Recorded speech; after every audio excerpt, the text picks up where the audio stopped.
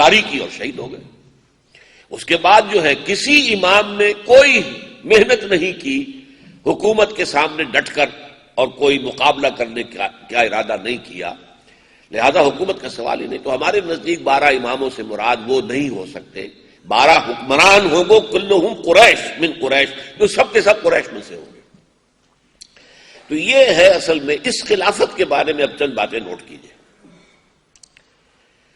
اب خلافت جو ہے معمور من اللہ کی نہیں ہے، نبوت ختم ہوئی، معموریت من اللہ ختم ہو گئی، بلکہ یہ باہمی مشورے سے خلافت کا انعقاد ہوگا۔ یہ امرہم کے اندر داخل ہو گیا۔ اب پہلے نبوت جاری تھی تو امر اللہ میں سے تھا، جس کو چاہتا تھا خلافت دے دیتا، وہ نبوت عطا کرتا تھا، وہی خلیفہ ہے۔ اللہ عالم حیث یجعل رسالتہ، اللہ خوب جانتا ہے کہاں اپنی رسالت اور نبوت رکھے، کس کو نبی بنائے، کس کو رسول بنائے۔ وہ معمور من اللہ تھے، نبوت ختم، معموریت من اللہ ختم۔ اب یہ امر اللہ سے امرہم کے دائرے کے اندر آ گیا کہ مسلمان اپنے باہمی مشوروں سے طے کریں گے۔ اس میں انتخاب جو ہے خلافت راشدہ میں عوامی نہیں ہوا، بلکہ مشورہ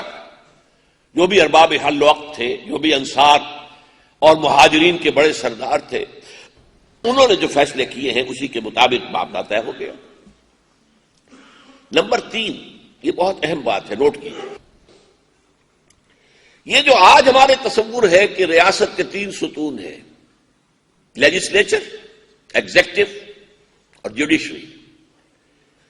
یہ تینوں حیثیتیں تمام نبیوں کی ذات میں جمع تھی، علیحدہ نہیں ہوتے تھے کہ لیجسلیچر کوئی علیحدہ بیٹھا ہوا ہے اور ایگزیکٹو کوئی اور ہے، ایگزیکٹو ہیڈ کوئی اور ہے اور کوئی چیف جسٹس کوئی قصد نہیں۔ حضور کی ذات میں بھی تینوں حیثیتیں جمع تھی، آپ ہی قاضی القضات بھی تھے، آخری فیصلہ آپ ہی کرتے تھے، آپ جسے کہیں چیف ایگزیکٹو کا لفظ اگر استعمال کرنا چاہیں تو آپ اس ریاست کے چیف ایگزیکٹو بھی تھے، اور یہ کہ وہ اجتہاد کو کرنا ہے وہ بھی آپ ہی کرتے تھے، فیصلہ کرتے تھے۔ یہ صورتحال خلافت راشدہ میں بھی برقرار رہی، اگرچہ تدریجاً ایک عدلیہ کا نظام وجود میں آیا ہے، تدریجاً، وہ بھی حضرت ابوبکر کے زمانے میں نہیں تھا۔ چنانچہ ایک بات بڑی اہم ہے جو میں آپ کو بتانا چاہتا ہوں، حضرت ابوبکر نے بھی جب حلف لیا ہے خلافت کا تو جو تقریر کی اس میں یہ الفاظ بھی تھے، اگر میں سیدھا چلوں تو میری اطاعت تم پر لازم ہے، اگر ٹیڑھا ہونے لگوں تو تم پر لازم ہے کہ مجھے سیدھا کرو، اس لیے کہ معصوم میں نہیں ہوں۔ معصومیت خاصہ نبوت اور نبوت ختم محمد الرسول اللہ صلی اللہ علیہ وسلم۔ حضرت عمر رضی اللہ تعالیٰ عنہ نے تو اس سے بھی آگے بڑھ کر بات کی۔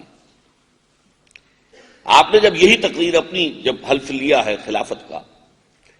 تو اس کے بعد جب یہی بات کہی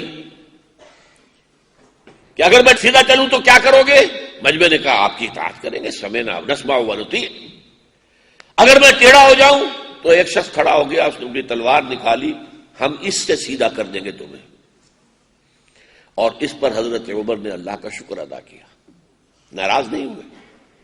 کہ میں اندھوں بہروں کی قیادت نہیں کر رہا ہوں، میرے پیچھے لوگ چل رہے ہیں، وہ اعلیٰ وجہ بصیرت چل رہے ہیں،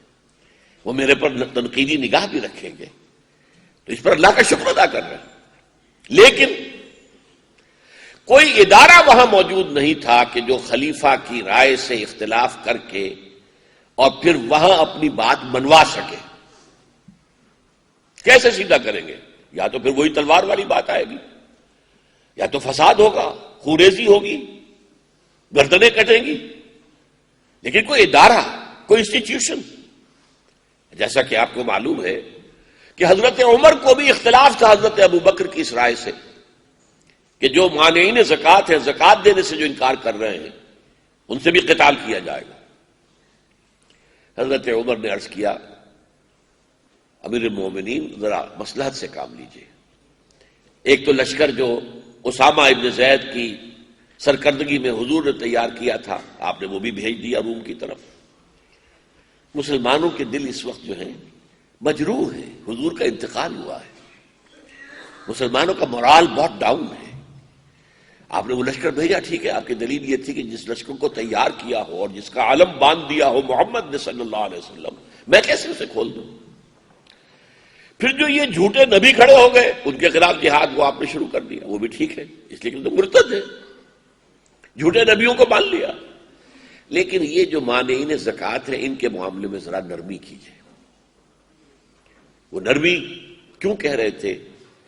کہ انہوں نے زکوٰۃ کا انکار نہیں کیا، صرف یہ کہا کہ آپ کو نہیں دیں گے، مرکزی حکومت کو نہیں دیں گے، ہم اپنے طور پر، جیسا کہ حضور نے فرمایا تُؤْخَذُ مِنْ أَغْنِيَائِهِمْ وَتُرَدُّ إِلَىٰ فُقَرَائِهِمْ، ان کے امیروں سے لیا جائے گا زکوٰۃ کا معاملہ، پیسہ لیا جائے گا اور غریبوں میں لوٹا دیا جائے گا، تو ہم اپنے طور پر کر لیں گے، یہ ہم آپ کو نہیں دیتے۔ تو اس معاملے میں آپ ذرا نرمی کریں، ان کے خلاف جہاد کا اعلان نہ کریں۔ حضرت ابوبکر اڑ گئے رضی اللہ تعالیٰ عنہ، اور یہ الفاظ تک آتے ہیں، ایک تو جو ان کے اندر اتباع رسول کا جذبہ تھا، ایبدل الدین وانا حی، کیا دین کے اندر تبدیلی کی جائے گی جبکہ ابھی میں زندہ ہوں؟ میرے جیتے جی یہ نہیں ہوگا۔ اور پھر فرمایا آپ نے کہ اگر یہ حضور کے زمانے میں اونٹ دیتے تھے، زکوٰۃ کے اونٹ باندھنے کی رسی بھی ساتھ دیتے تھے، لیکن اگر اب کہے کہ اونٹ لے جاؤ رسی نہیں دیں گے تب بھی میں قتال کروں گا، اور اگر کوئی میرے ساتھ نہیں جائے گا تو میں اکیلا جاؤں گا۔ یہاں سوال پیدا ہوتا ہے کہ یہاں پر فرض کیجئے کچھ اور لوگ بھی ہوں جن کی رائے یہ ہو کہ یہ